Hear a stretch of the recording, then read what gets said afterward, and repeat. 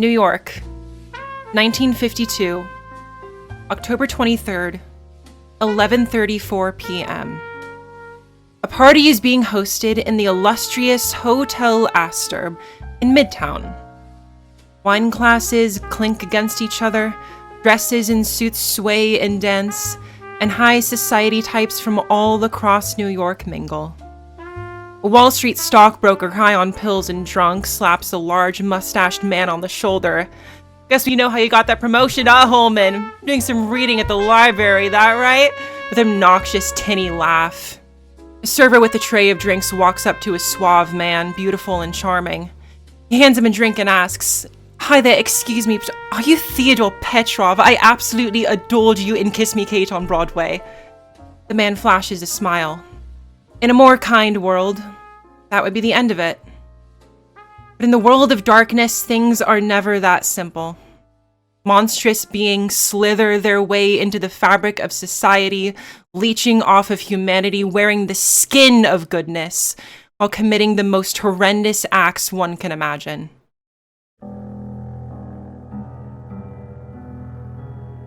"11:37 p.m. A number of people enter the ballroom and stand by the exits. 11:38 p.m. A woman attempts to exit the ballroom to catch a cab. A man stops her from leaving. 11:39 p.m. The lights go out. Screams echo and panic ensues. 11:40 p.m. With every passing moment, the ballroom becomes quieter and quieter. 11:42 p.m. The dead lay on the ground, drained of life. Blood drips rhythmically from the arms of the killers. 11:43 p.m. The doors unlock and the intruders take their leave. The clock strikes midnight. And the bodies begin to rise.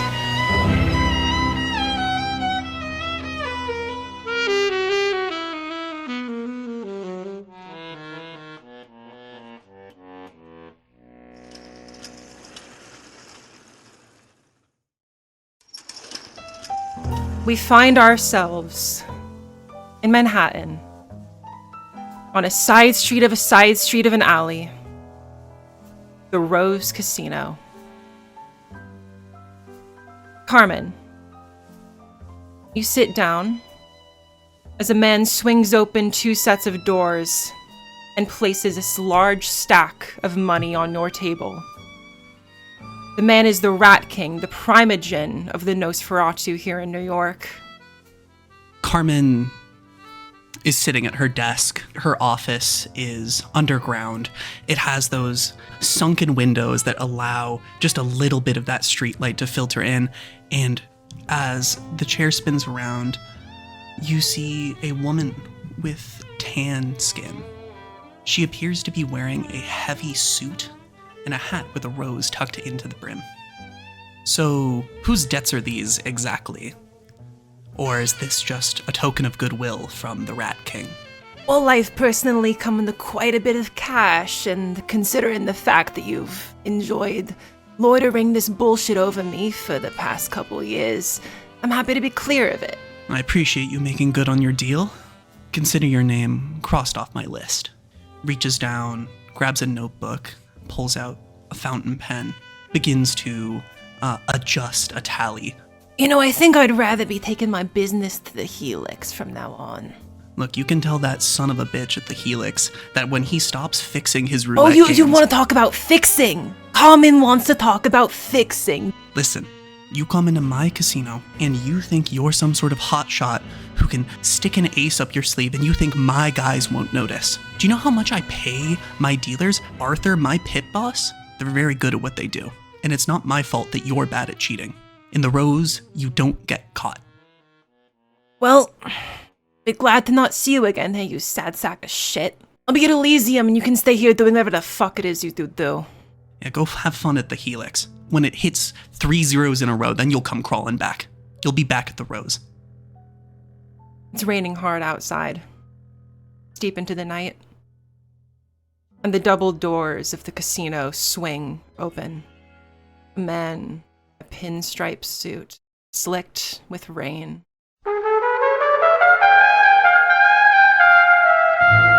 Romeo Giovanni is a vampire back from the dead, dressed in a black suit laced with red pinstripes. There's a vicious vengeance in his eyes as he leers at the patrons of the Rose Casino. You notice the young ones, the fledglings. They continue their games of roulette, poker, and blackjack. Those who have been around, they look at you with wonder, amazement, bafflement at how this man is still alive and how that he is walking into their casino. As eyes follow you as you walk towards the doors of the boss, Carmen. A wicked grin spreads across Romeo's face. He's reveling in the notoriety, in the infamy. And he knows that shockwaves are about to spread throughout New York City. As he pushes open the door to Carmen's office, he lets his eyes fall upon an old business partner. Well, well, well. Do my eyes deceive me? Is that you, Carmen? You see the blood that had roused in her face, another total that had been re-zeroed, drain, and 10 years of relief, grief, shock, and awe as every emotion settles into place in the span of about 2.5 seconds. What the fuck are you doing here? Not happy to see me, Carmen? I mean, is this any way to treat an old acquaintance? Romeo, you piece of shit, you have some nerve walking into my fucking casino. Romeo straightens his tie as he meanders closer towards Carmen's desk, eyeing up and down her office. I would have thought after all these years of generosity that you would have spruced the place up a bit, but I see that those years are wasted on you. It's not easy living under the fucking thumb of yours, that big ol' hand that you love to press on the scales so much. And yet you have been free of my hand for 10 years, and have accumulated quite a bit of debt, I would say. She scoffs at this notion.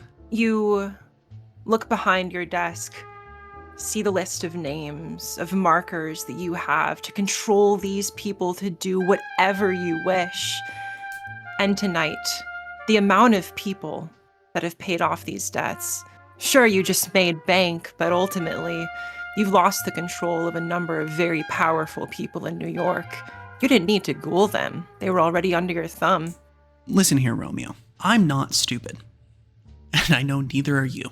Are you gonna tell me that it's some kind of coincidence that I have some of the fattest little pigs on my play sheet come in and give me all the scratch that I'm due? And then you waltz in here right afterwards? And I'm a betting woman, and I don't like those odds. So, a lot's changed in 10 years. She's gonna pull out a brilliantly polished and well-kept silver revolver, place it upon the top of her desk. There are 2 ways that this ends. You drop this charade and you get the fuck out of my office, or you tell me what's really going on here. Romeo approaches your desk, placing both hands on the wooden surface. I'll be back for my money later tonight. It better be in a nice, crisp envelope for me. Goodbye, Carmen. As Romeo walks out the doors, she'll reach into that first open drawer on the right, the one where she keeps her list, and knock upwards with her 2 knuckles, and a secret compartment will open. Inside of this compartment is a list of payments never sent, dating back 10 years. Reaches in, grabs it, pulls out her lighter, and sets the envelope on fire. Lean back in the chair as the words rattle in your mind of what the Rat King said on his way to Elysium. Debts, meetings, Romeo's back. Something dark is happening in New York.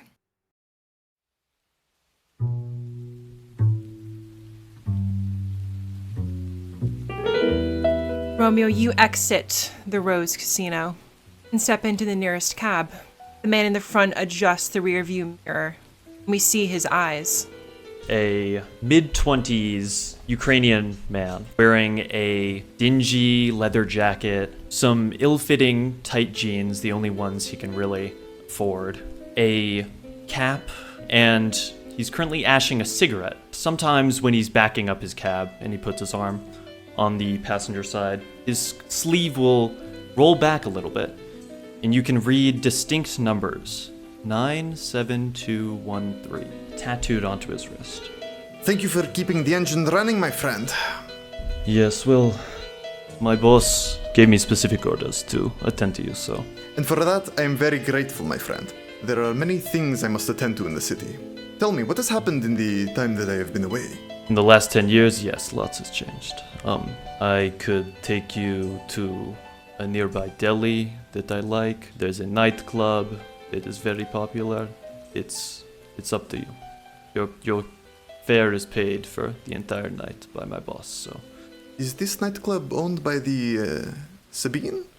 Yes, the illustrious, the famous, the same. I tap the back of the headrest, and away we go. The Baby Blues Jazz Club. On many nights, it would be active with song, dance, and blood. But tonight, its doors are closed, only open to few. The door of a back room is closed, and on the door handle rests the clothes of a priest. The lights are out. It's hot. There's a swarming mass of bodies and flesh and sounds. Someone can be seen, a man among an absolute menagerie of women. Like Venus rising from sea foam, a young man, can't be older than 20, picks himself out of the moving bodies, the soft flesh, and decides he's had enough. Moving limbs and torsos out of the way, he moves towards the door, fluids of all kinds dripping down his chin. Skin of dark caramel, long straight hair, and a face as beautiful as one who has found the fountain of youth. All lithe muscle, carved like a Greek sculpture. Jordan gently takes his vestments off of the doorknob.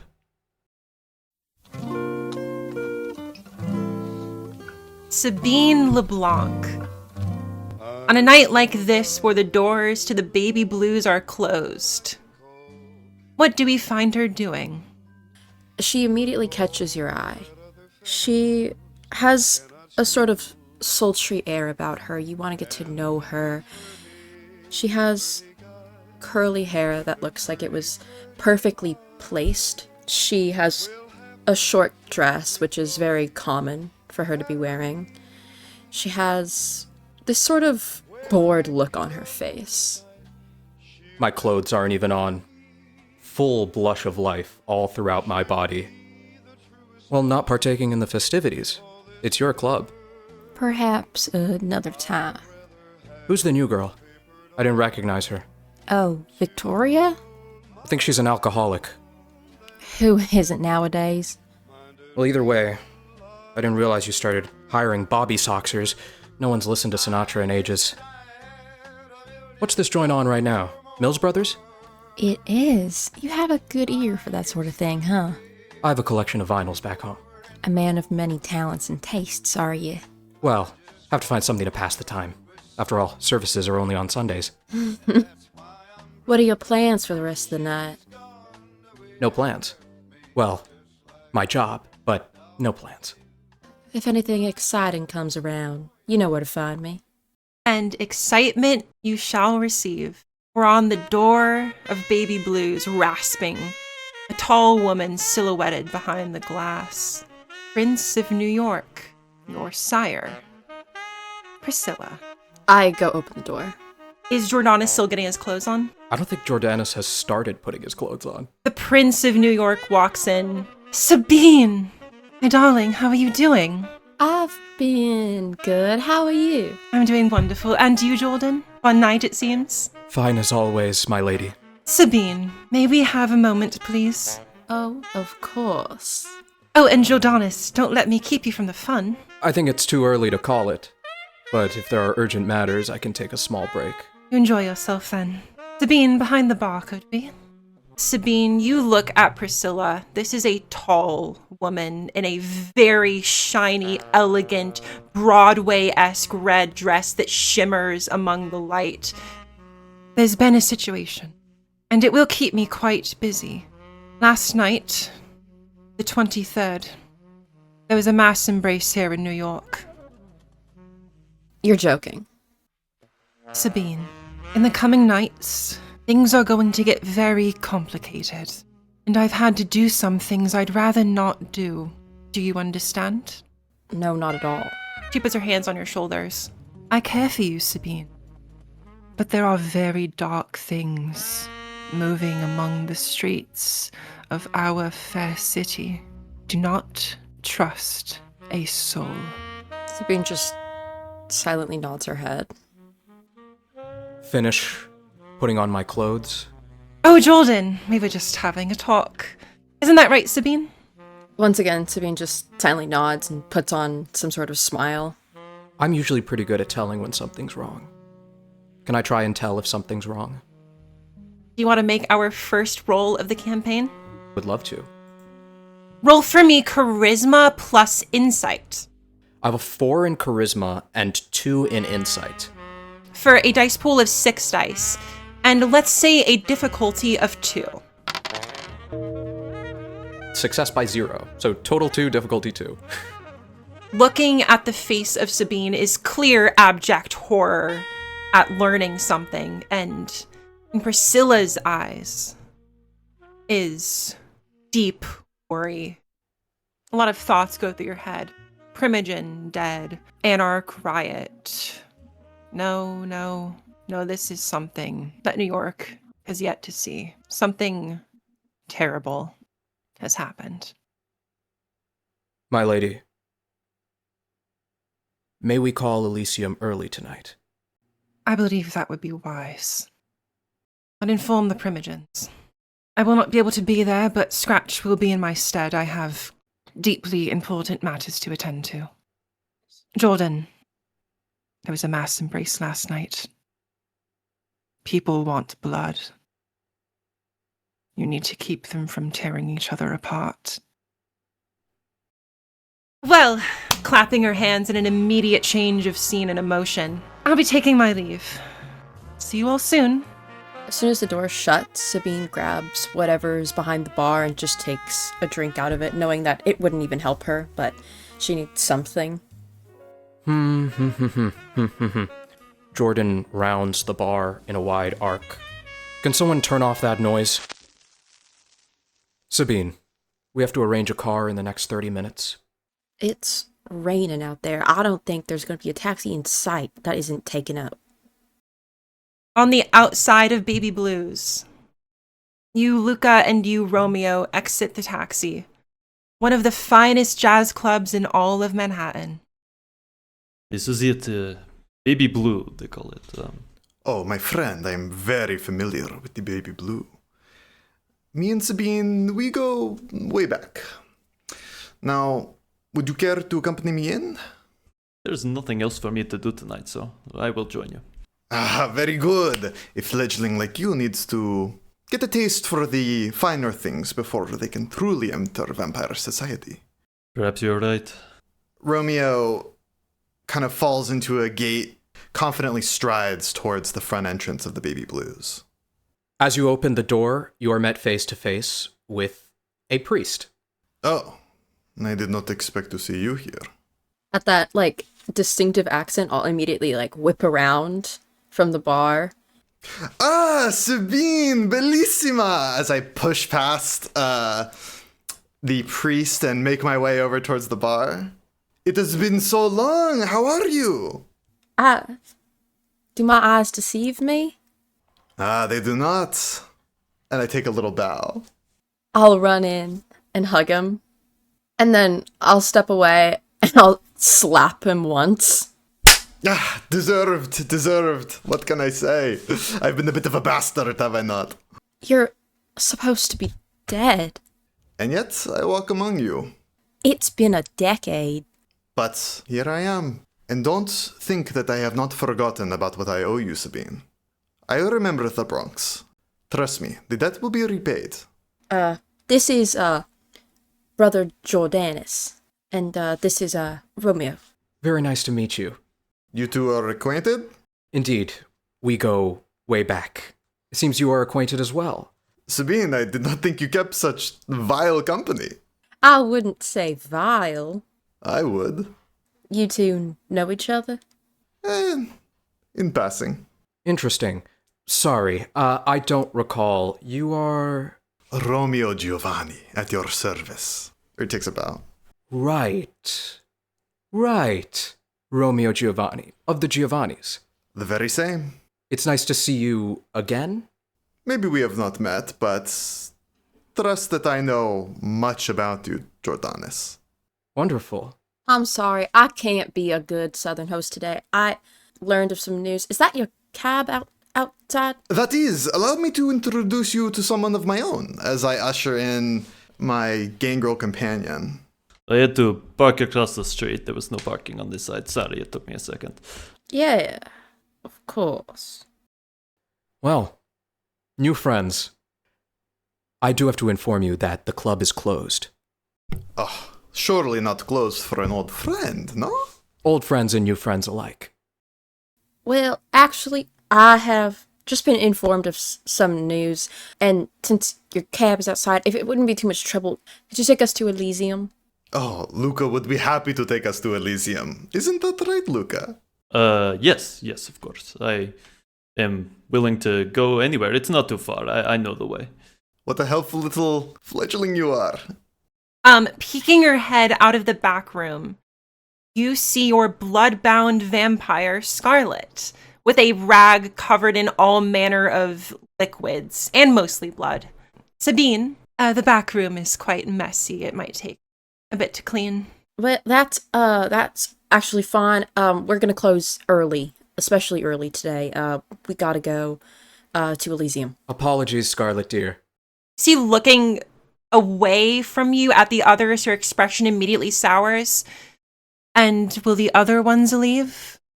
It'll just be you here. But you'll come back soon, I hope? Yes, obviously. Okay, I'll be waiting. Please come back. I love you. I love you too, darling. As she ducks behind the back room and continues cleaning. That woman's gonna kill you one day. I sure hope not. Let me go get the car warm. I'll step outside. I am truly sorry to cut your visit so short, Romeo. Water under the bridge, as they say. Romeo, I do apologize that my memory fails me. If you are joining us at Elysium, perhaps we can get reacquainted. He flashes you a toothy grin and tips his hat as he walks out the door.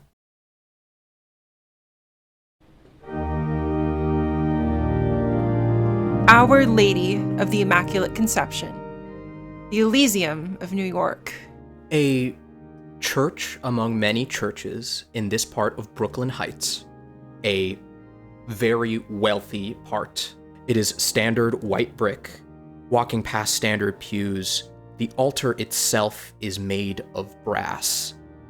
The figure of the Lamb of God, almost cradled by wreaths of flowers that twist up around the cross.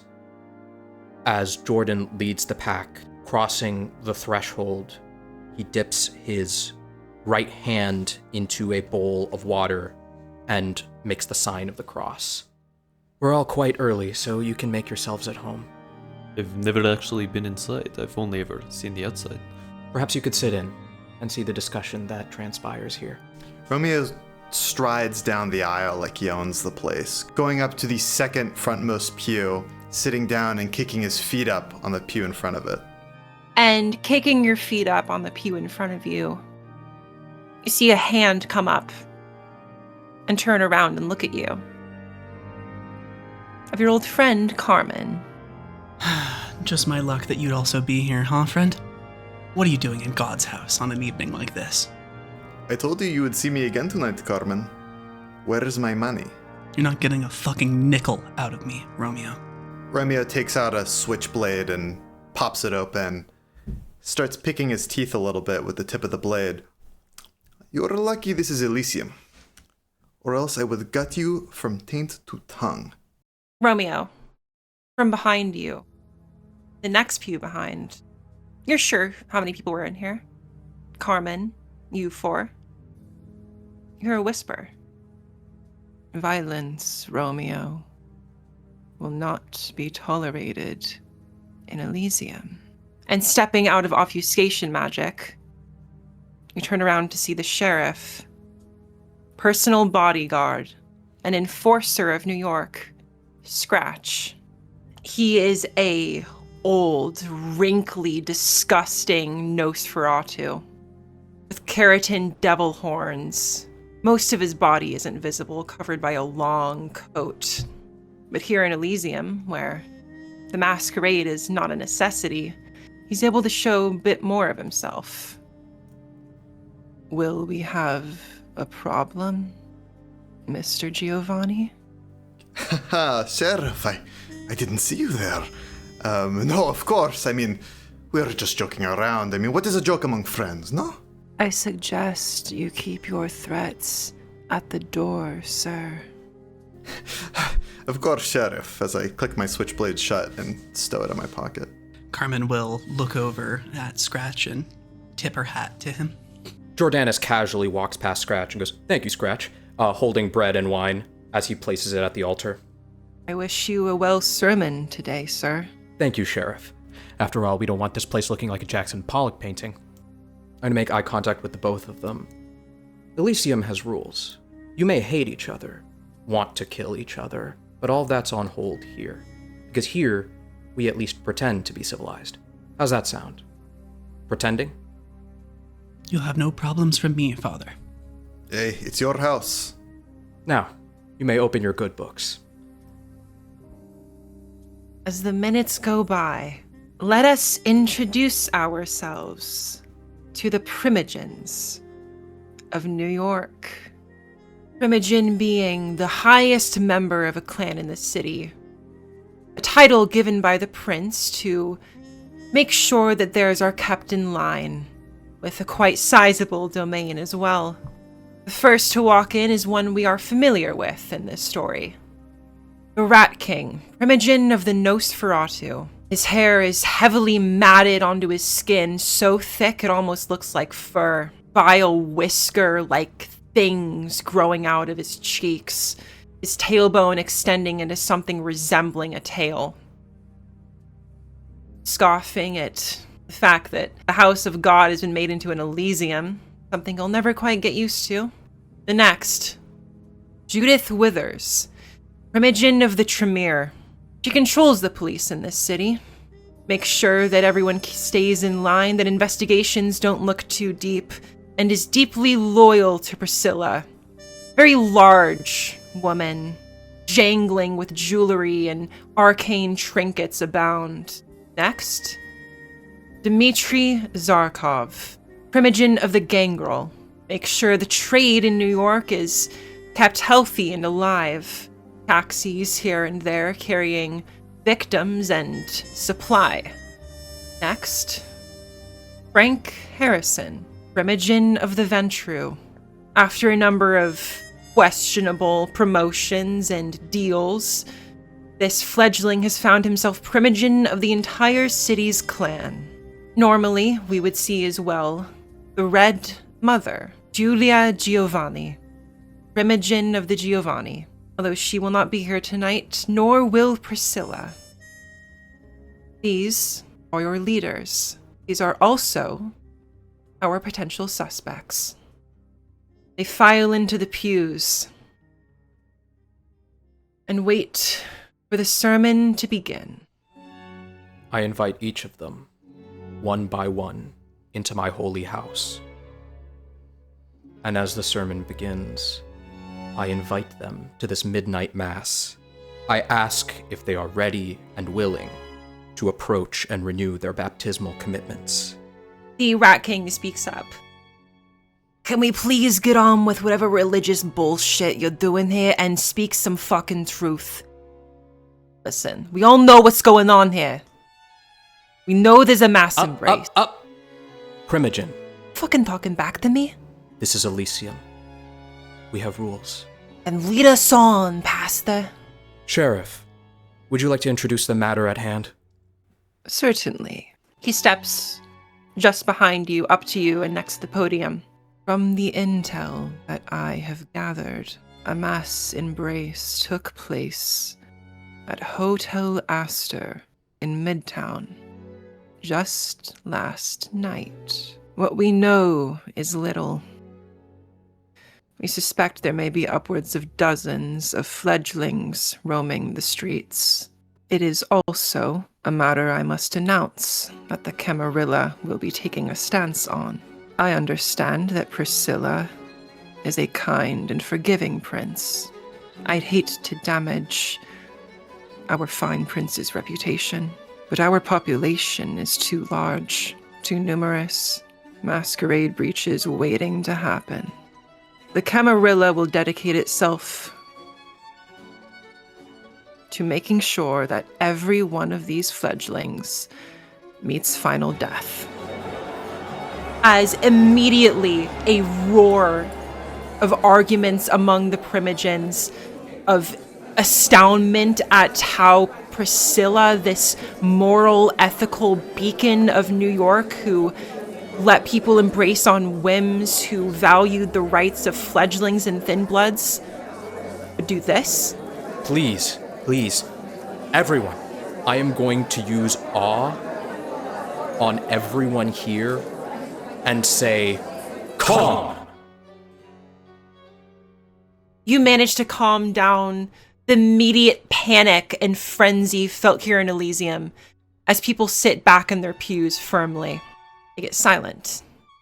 And one woman speaks up, Judith. Personally, I understand that some of you may take offense with this change of perspective, but it's necessary. It's a masquerade breach waiting to happen. I stand by Priscilla. Thank you, Jordan. Thank you, Primogen. We will hear any dissenting opinions now. Dmitri speaks up. I do not like the precedent that we have set.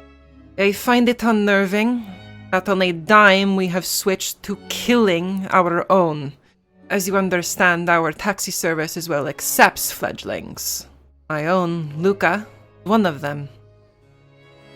Would he be killed if he were embraced tonight? That is all I have to say.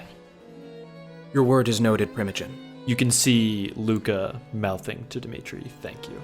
Any additional opinions? Or do these Primogen speak for the rest? Frank Harrison speaks up, this washed up Wall Street banker motherfucker. He has no idea what's going on. Yeah, I agree with the Russian dude or whatever. So, the same opinion. Fuck it, yeah. Thank you, Primogen. That is all. We done? All right. As Keeper of Elysium, it is not my job to tell you all what to do. In fact, even my congregation doesn't like me telling them what to do. Half of them don't even like calling me father. But I will say this. I'm sure all of you are aware this mass embrace is not just things going bad, it's things going from bad to worse. All of us are in very real danger. So, I will offer you a different set of options. All of us, collectively, can agree to cooperate and find the perpetrators and fledglings and figure out what we wish to do with them later. Or the second option, which is we all go our separate ways, chase our quarry on our own, let our desires take hold over our better judgment, and I can assure you that we'll all be dead by the time Eisenhower's elected. Scratch walks up from behind you. Well said, Jordan. I believe that Priscilla would say the same thing herself if she were here. The Rat King speaks up. Anyone notice that fucking Julia isn't here? Was she busy or something? Well, you really don't want to tell me that the Giovanni ain't looking to profit off of this somehow? Don't trust those fucks for a goddamn second. I don't trust this fuck either, as he points to Romeo. What, he comes back after fucking decade? The night after the mass embrace. Where the fuck have you been? Wouldn't you like to know? Primogen, baseless accusations are not taken lightly in Elysium. No, it ain't fucking baseless. Julia doesn't show up. There's a goddamn mass embrace on our doorstep. And you telling me that's coincidence? Elysium is not a demand. It is a privilege. I'm just saying my piece. Then allow Romeo to say his. Mr. Giovanni, is there anything you would like to say? As of now, you are the de facto representative of your house. I have no idea where the Red Mother is any more than any of you do. I would not dare to speak on her behalf. Then that is all. You all see very quickly Dimitri stands up and steps outside. Dimitri, should I come with you? I do not know what business this is, but wouldn't hurt. Just outside Elysium, a gangrel man steps up, completely soaked. Shit. Listen, one of the taxi drivers found something in the Bronx. One of the Anoks, they were killed in the fucking street. There was a symbol carved into his chest of the Sabbat. That's all I gotta say. Thank you, Dimitri, sir. As he runs back off. Luka, Dimitri looks at you. Luka, you shouldn't trust a single person in that church. Not even Romeo? Not a soul. Listen, I'm too visible. I can't look into this myself. Are you familiar with Vinny Marino? No, I do not think so. Not surprised. He's been the leader of the Anarchs for a number of years now, although with Priscilla's quite kind rule, it's hard to get a bunch of good-for-nothing Vengrels that want to fight the power when the power is kind to them. Listen, if they know anything about their dead, in the Bronx, Marino's lot. But you need to be very, very careful. I'm just glad that I can trust you. I'll do my best. I'll get back to you with what I find out. Let's finish this meeting. Gotch takes podium for the final time this night. As has been said, the Camarilla will do everything in our power to uncover these perpetrators and bring them to justice. I suggest you all be very careful in the coming nights. Don't interfere with our investigation, and be well off. Thank you, Jordan. To conclude our meeting, a closing prayer for you all.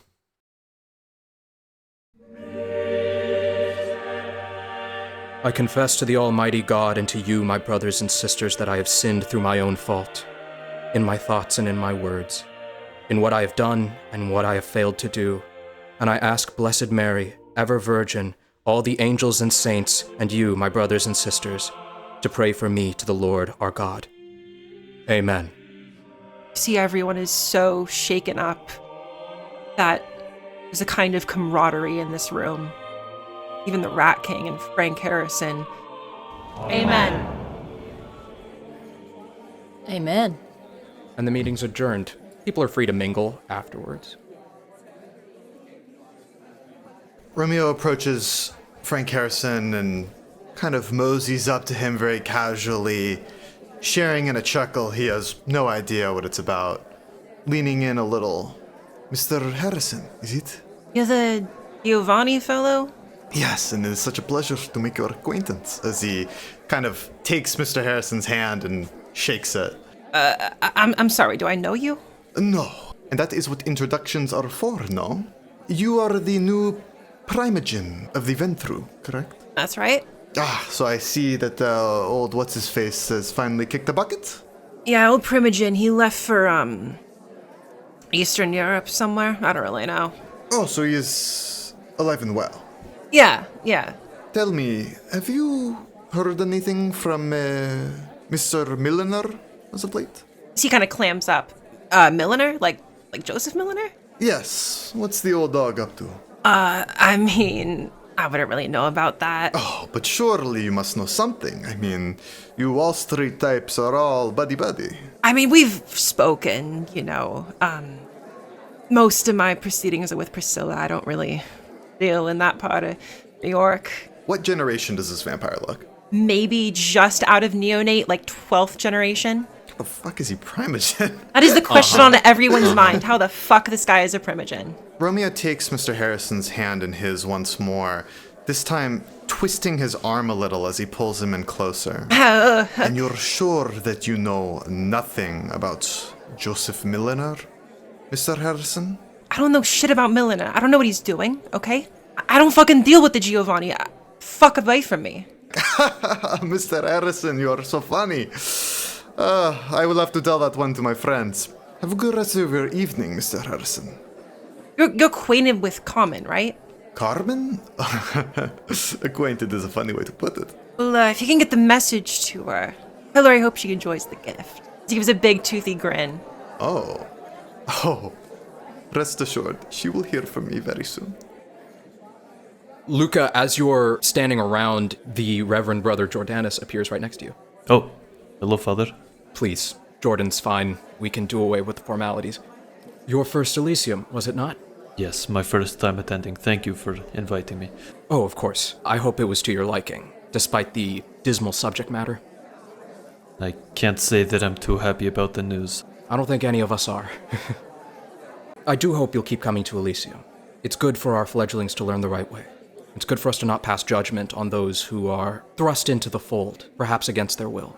You know, I seem to understand where you're coming from. I'm sorry I had to play such devil's advocate. We don't have many fledglings in presence, usually. Do know that I am looking out for everyone. Thank you. I appreciate that you have this sort of place so that we can discuss these matters so civilly. I know that if Elysium did not exist, this would be much messier, much more violence, much more bloodshed. We shouldn't act like animals. This is a house of God. I was actually wondering, do you have any more information about the mass embrace? I'm personally not privy to that information. Do you know if the sheriff might know? You know, I'll go talk to him, and I'll let you know. Thank you. And, if you hear anything as well, please, don't hesitate to let me know. I'll be doing my own investigation, of course, but yes, I'll be sure to report back as much information as I can gather. And just know, anything you confess to me here is confidential. Have a nice night, Luka. You too, Father. And I just wanted to thank you for supporting Priscilla. Oh, of course, it's been wonderful. I mean, I get that Priscilla has her detractors, those fucking anarchs, but she's a good woman. Listen, a lot of people are going to be saying a lot of shit about Priscilla in the coming nights, and a lot of it's going to be bullshit, okay? Just know that me, the Tremere, and the entirety of the NYPD stand behind her, whether they know it or not. You know, you should come by the library sometime. I've been meaning to. The club keeps me so busy. And with this news, I mean... She kind of clears her throat and looks around. You happen to come across Philip Pullman at any point? Let me know. He's the chief of police. You'll be the first to hear about it. He's actually been missing. I will be sure to keep an eye out for him. I mean, it's probably nothing. Judith will take her leave. A word, Sabine? Carmen. Things good at the club? Yes, and your casino. Yeah, things at the Rose have been good. Lately, a little too good. Everything all right between you and Scarlett? Yeah? Why wouldn't they be? Just, Scarlett came in this evening, completely paid off her debt to me and the Rose. Is there any chance that she might be involved in something that you wouldn't know? Sure hope not. This is one of many people who came and paid me before everything up and went wild. I know Scarlett is loyal to me, and I don't want you dragging her name through the mud. No dragging will be happening here, Miss Sabine. If anything, I have nothing but respect for you and your house, some of the finest patrons that I have, and how you choose to handle this information, this little tip that I've given you, is entirely up to you. Thank you, Carmen. It's much appreciated. Just swing by the club sometime. It's been too long since I've seen you perform. If you'll excuse me, I have a phone call I need to make.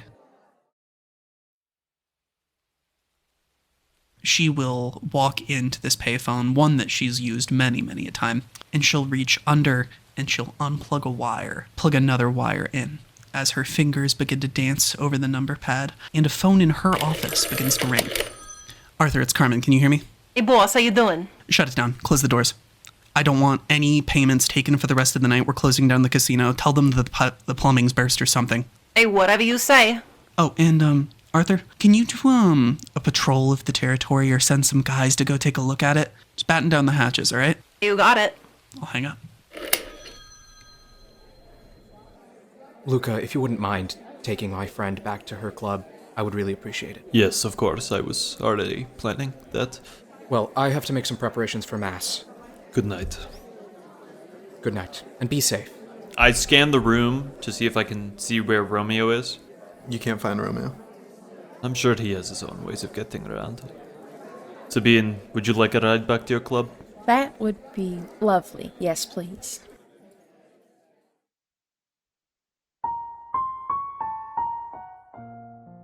You see Romeo walking down an empty street on the outskirts of Queens. He approaches a shabby motel, flickering fluorescent sign hanging above the front entrance reading The Heartthrob Inn. Tucked underneath his arm are 2 parcels. He opens the front door and approaches the front desk. Hello there. Hello, Romeo. How are you doing this evening? Very well, thank you. I will take my usual room. Understood. Romeo then makes his way up the stairs, makes his way to the back corner, the furthest room down the hall, pulls a key out, opens the door, and makes his way inside. It's a crummy little unit. Stained mattress, a barely functioning tube TV, some rotting furniture, and in the corner is a surprisingly new-looking mini refrigerator. He goes and opens the mini refrigerator. He places one of the parcels in the freezer compartment and closes it. He makes his way back to the second parcel and unwraps it. Inside is a chess set of black and red pieces. He lays out the chessboard, brings a trash bin from nearby, and dumps all but 5 pieces into the bin. He lays out the following pieces in order: the red rook, the red knight, the red bishop, and the red queen. On the other end of the board, he places the black bishop. Staring down, a fire burns within him. My move. As everyone leaves the church, I am pretty much alone, sitting on the front pew, reading a book. Sense the unseen. As people have left Elysium, I want to see if anything has remained. Difficulty 4. 5 dice. Do you want to use a blood surge? You rouse the blood and it gives you 2 more dice. All right, so I'm rolling 7 dice. Failure by 1. As silent as a mouse. As I prepare the Mass for the wayward peoples of New York City who sleep during the day and work during the night, so that the city that never sleeps can stay unsleeping, I will get everything prepared, hang up my vestments, and get ready to go home. And as you prepare, the church door swings open from the inside. You hear the pattering of footsteps running away. My head swivels so fast. Rapid reflexes. While their bodies can't defy the laws of nature, vampires with this power perceive events instantly and can react to them with superhuman alacrity. You rush outside, feel the blood fuel your body, call upon its power. As you look down the street, and you see there's a point where the rain stops just a couple feet above the ground. My eyes go wide like burning coals in the dark. I am going to pursue that thing that has violated the laws of my Elysium. Give me stamina plus athletics. Let's call it difficulty 2. I have 2 dice. I have to succeed on both of these. Success. Rushing down the street, you see this point moving where the rain stops, and you reach your hand out. I feel something in my grasp. That's correct. I bear my fangs down on this thing. You see a Nosferatu come out of obfuscation and try and brace against what's about to happen. I stop my fangs just short. You both fall to the ground. You're on top of him. He's looking at you. You're both still. This Nosferatu man almost looks like a cracked statue with bits of face moved and shifted like a slide puzzle. Who sent you? Fuck you. Wrong answer. I ain't saying shit. It's not me who you have to say things to. What happens after will be a lot worse. You ain't getting fucking nothing out of me, pal. You misunderstand. You have 2 options here, and I'm not telling you what to do one way or the other. That is not my place as Keeper of Elysium. One is you have a chat with me, and I may be able to get you out of this. The other option is that there is a blood hunt posted on the church doors tomorrow, and you are dead.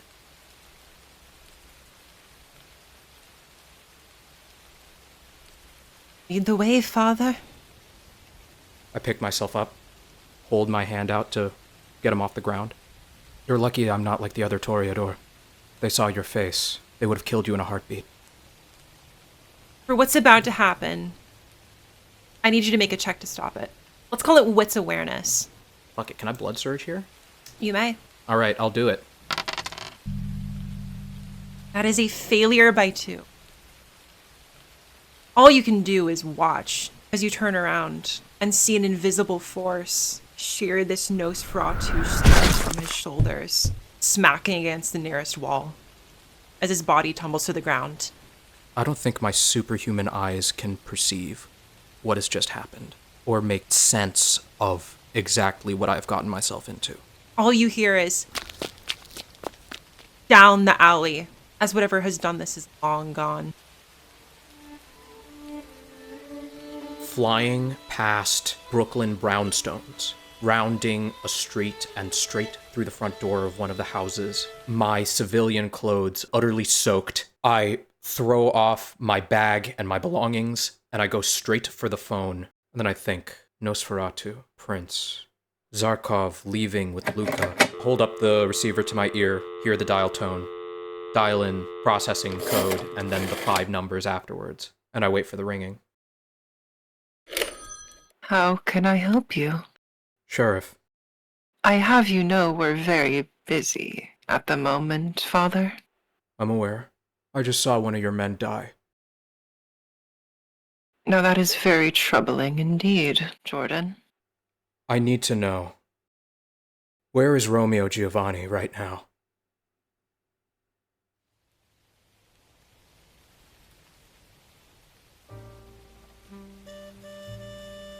Well, it was a pleasure meeting you. Have a good night. You too. I'll walk into Baby Blue's.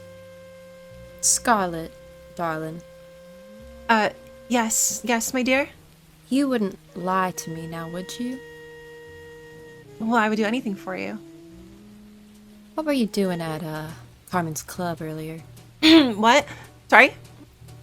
I'll walk closer to the bar. What were you doing at the casino earlier today? I came into some money, and I thought to pay off my debt. That's quite a lot of money now. I would hope you aren't skimming from the club. No, I would never. Can I, sort of grasp her face? She looks absolutely terrified. And she's not afraid of you. Can I try and will myself to have a premonition? Okay. How many successes you get is how effective the vision is going to be. Okay, I'll use a blood surge. 2 successes. With a 2, all that you perceive is a faint clattering of glass and screams. Did someone threaten you, Scarlet? No. And that's the truth. Then why are you so scared right now? Fine. Don't tell me. I'll figure it out one way or another. I'm sorry. Let go of my hold on her face, kiss her on the cheek, and just go upstairs.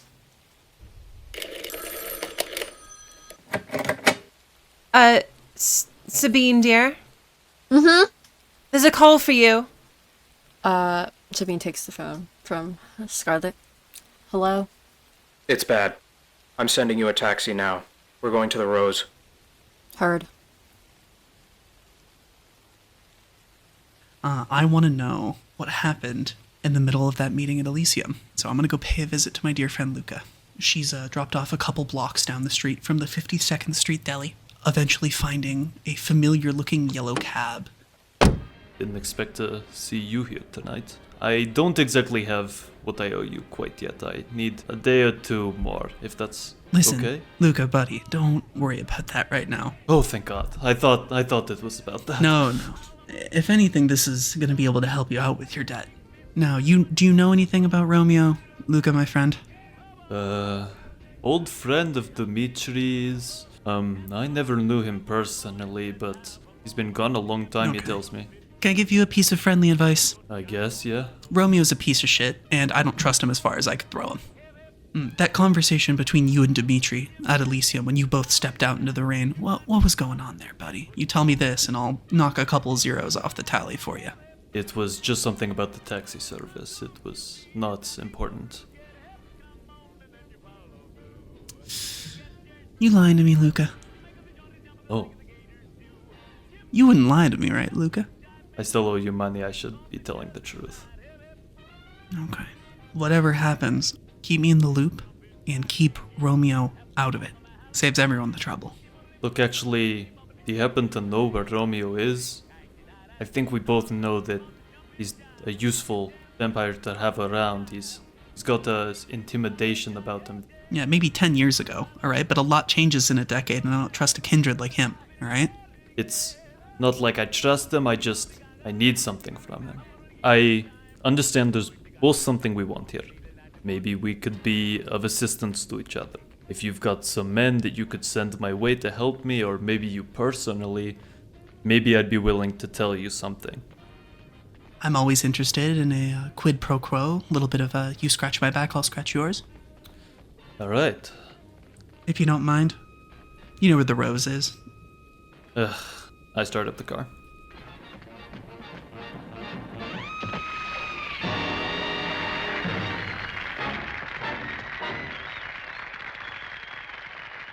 Yeah, as the Rose is on lockdown at the behest of its boss, Carmen, you walk back in, open your double doors to your office, and see Romeo Giovanni waiting for you. Romeo brings his feet off of your desk and pulls himself forward. I told you I would see you again tonight. You're not getting a dime out of me, Romeo. I don't owe you shit. A little birdie told me today that you have come into a bit of windfall, and you thought you could let that get past me? You see a hole punched through the glass in your window. Someone has broken in from the outside. I don't know how much I'm gonna have to stress this to you. You're not getting money from me, Romeo. Not anymore, not ever. Carmen, you were always one of my most difficult clients. I know you've got the money in here, and I'm not leaving without it. If you had any actual power, you would have strode in here with the rest of the Giovanni. But you broke in from the street. Get the fuck out of my office, Romeo. Just a hint of anger pierces through his smug persona. The Giovanni? They are frauds. I can do what I need to do all on my own. Are you going to give me my money, or is this going to get ugly? Carmen will reach inside of her jacket, and you see her hand grasp onto something. Without hesitation, Romeo reaches into his jacket pocket and pulls out a revolver. She immediately shoots you through her jacket.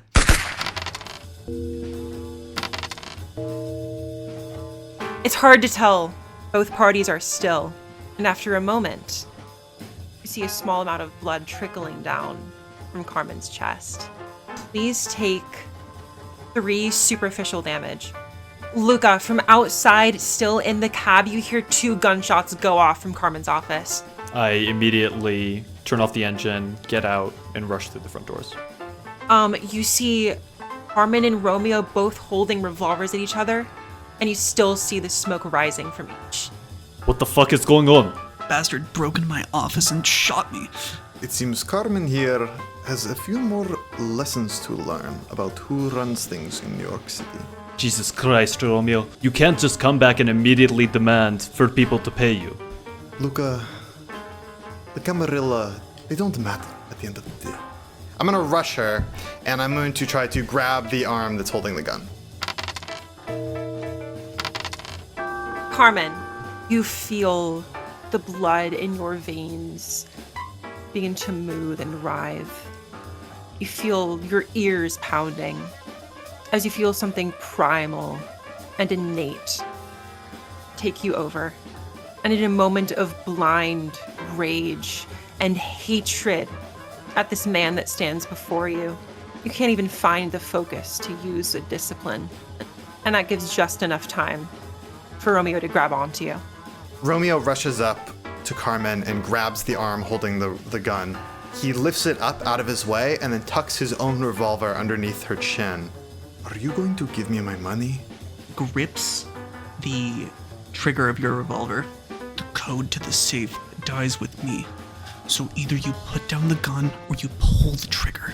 I have a trait called Check the Trunk, where any below a resource 2 item I can just have access to.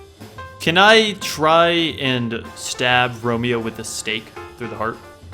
Josh, roll me strength with melee. It's a called shot, so it's going to be at a -2 penalty. You have to deal 5 damage if you want to stake him. Vampire dice 7, hunger dice 1. Well, you need 5 damage, and you have a -2 penalty. So I need a perfect roll. Yes. Lock in. Yeah, failure. He still takes 2 superficial damage. I jump at Romeo, and instead of going for the heart, I miss and hit his shoulder and try and just pin him down to the ground. Both of you are on the ground. Carmen is still trying to recover from being shot. Jordan, you all convene at the Rose, busting through the doors. Bodyguards are already here, but what are they going to do? You step in, see the scene before you, Carmen shot, and Romeo and Luka are wrestling on the ground. Romeo with a stake in his shoulder. My god. Please get him off of me. He's mad or something. You're gonna use awe. Could I help you? Yes. Lock eyes with Romeo. Let's all sit down and see reason.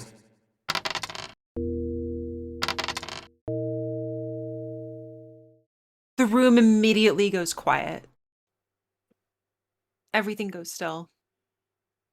It is enticing. Like the words enter through your skull and wend their way around your prefrontal cortex.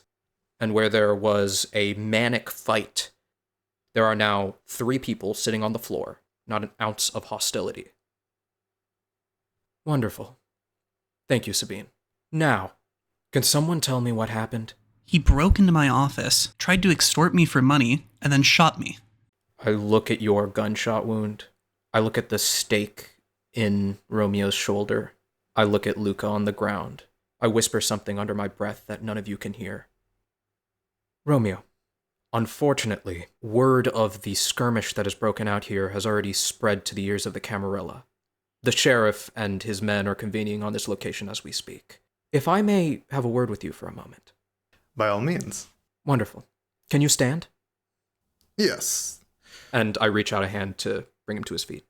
Romeo ignores your hand, but he stands up, pulls the stake out of his shoulder, and tosses it on the ground and sort of dusts himself off. I'm all ears. I'm going to start moving past Sabine. As I do that, I put a hand on her shoulder and whisper into her ear, please handle this. I just give a nod and walk over to Carmen. I'll walk out into the hallway. Better with no rubbernecks around, huh? Well? Seem awfully quiet now, but that's fine. After this incident, there was a lot of people in the city that will probably want you dead. I don't see what business it is of the Camarilla. This is my personal affair with, Carmen. 10 years you haven't been here. The Giovanni were a different beast at that time. Now, the laws of the Camarilla have tightened somewhat. It's bad out there, Romeo. Very bad. Since the end of the war, the more people flooding into New York, all the money is leaving, and that means people are crowding the streets. You can't do anything in the shadows anymore. The Masquerade is paper thin. And so the Camarilla decided a domain would become sacred. What you've done here is violate a fundamental law of our society. And I do mean fundamental. Now don't get me wrong, we are creatures of the night. And I mean creatures, with a capital C, but at least we pretend to act civilized. It doesn't matter what kind of suit you wear. You break those laws, you brand yourself as an animal. I don't see how this is any of your fucking business. Romeo, this is not an admonishment. I'm not punishing you. I'm telling you as it is. As the Keeper of Elysium, it is not my place to tell you what to do. But I can give you options. I need your help. What do you need my help with? Something terrible is happening in this city. Those within the houses may be compromised. There may be something in it for you as well. What was this about? Money? Power? You see Romeo's eyes flicker around your face, scanning and assessing your intentions. There's a slight panic, a twitch. He takes a step back from you. What's your aim? My aim? What are you getting at here? I told it to you when we first met. I don't remember what happened to you, but I am always happy to welcome another to the fold. Why are you doing this? What do you have to gain from me helping you? It doesn't make sense, does it? By all means, I shouldn't trust you. I guess it's just a leap of faith. I don't like this. Me neither, buddy. Well, ain't that a bite? Do you want to help me?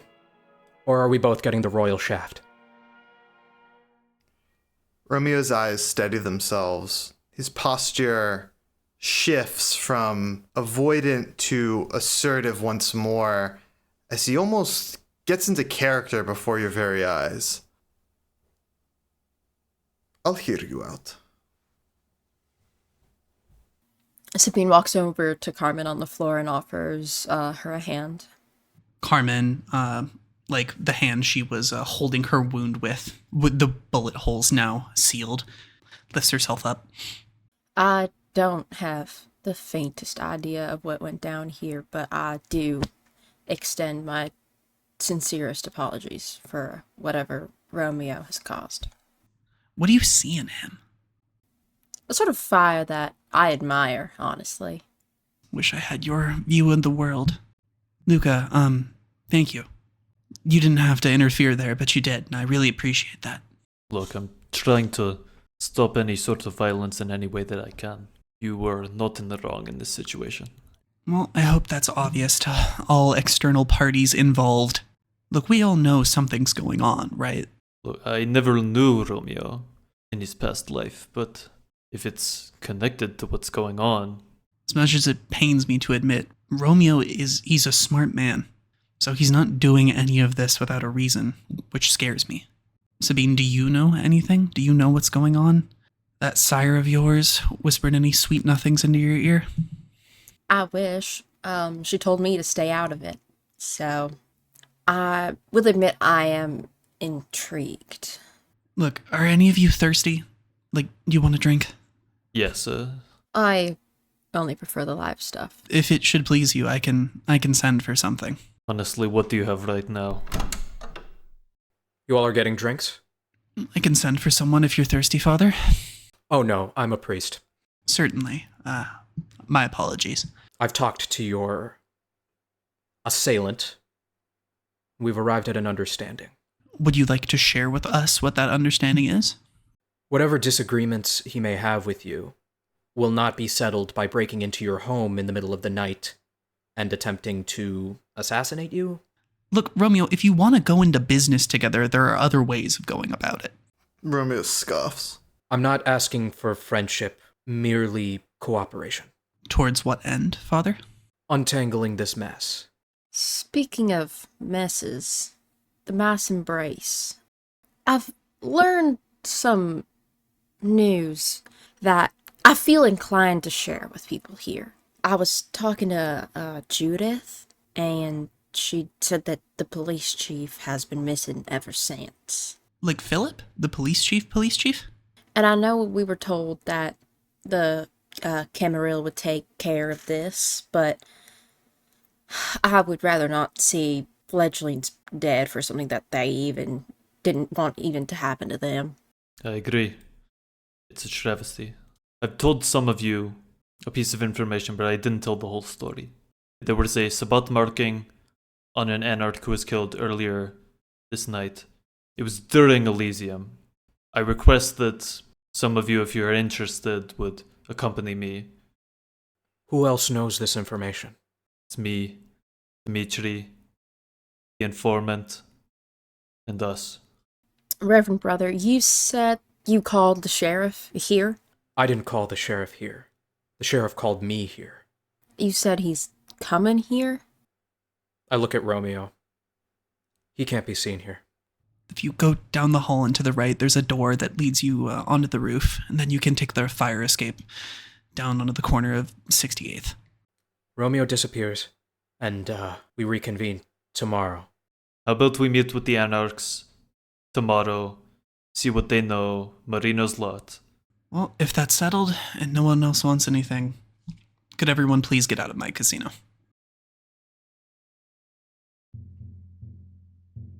You see a car pull up. Scratch steps out. Of course, heavily clad in clothes, as the mere visage of his sight to any kind would be an immediate masquerade violation. I'm waiting under a street lamp outside the casino, and as he steps into the light, I say, "Let's talk about the Primogen Zarkov. I think I know what he knows." I'd like to hear. Falling asleep as Kindred is not enjoyable. There's no rest. One moment you have vitae running through your veins, puppeteering your body, and the next, you are dead. And by some unholy machination of the world of darkness, you rise again. And the next night, our coterie meets at Marino's lot as an anarch smoking for no actual purpose, wearing shades at nearly 12 in the morning, opens a gate and lets you all through. You walk through the car lot, see a number of absolutely just deteriorated vehicles stacked on top of each other. There's maybe a dozen anarchs here, very shiny leather jackets, slicked back hair. You see, before you can enter too far, one man who some of you may have met, some of you may have not, Vinny Marino, leader of the Anarchs. Can I help you? Dimitri has sent me to talk with you. You hear one of the Anarchs from off yell out, "What are we doing with these cammy fucks?" I'm going to pretend that I didn't hear that. Listen, the tensions are high. Want to explain to me why you people are walking into my compound? Look, we know about your loss. I give my condolences. Your condolences? What, empathy? You have any empathy for the people you fucking trafficking out of your goddamn deli? We can argue ethics all day, or we can talk about the facts of what's happening right now. Sabine, can you save this? You're better at talking to beatniks than I am. Oh, wonderful. Let the fucking woman with the goddamn vampire bloodbound to her. You do know who my sire is, correct? Roll me charisma plus intimidation. Difficulty 2, since that's a pretty damning sire. 3 successes. You see the chattering of the anarchs around go very quiet. Now, things don't need to get out of control, Miss Blanc. Sorry for the offense. It's gonna take a lot more than that to offend me, sugar. We have a couple questions about what happened to your fellow anarch. So you know about that then. Word travels fast. I got a question for you. You here for you? Or you here for the Camarilla? Look, nobody sent us here. Listen, we're just trying to do the right thing. Help out these fledglings. As are we. So I have your word. Yes. I suspect the Sabata operated it again. How they fucking know, I don't know. They've been gone for nearly 2 decades. Trying to transport fledgling right now. Moving them around is difficult. One of the ones from the mass embrace? The very one. Is there any chance I could... Talk to him? You see him sort of mull over in his head. All right. Yo, Tony, get him out. As from a small room that normally controls the gates and lights of this place, with tall spotlights around for any intruders, you see Nosferatu man step out. It takes you a full moment, Sabine, to recognize him in his state. It's heartbreaking. The hideous thing that he has become. As Theodore is approaching you all.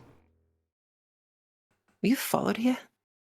You see 3 cars approaching Marino's lot. Oh, hell no. Barely have time to get on the ground before they pile out and spray Marino's lot with Tommy guns. Everyone hits the ground. Glass shatters on the car windows. Gas tanks begin to pour out gasoline, and a woman screams out, "Bring us the fledgling! The sword of Cain has arrived!"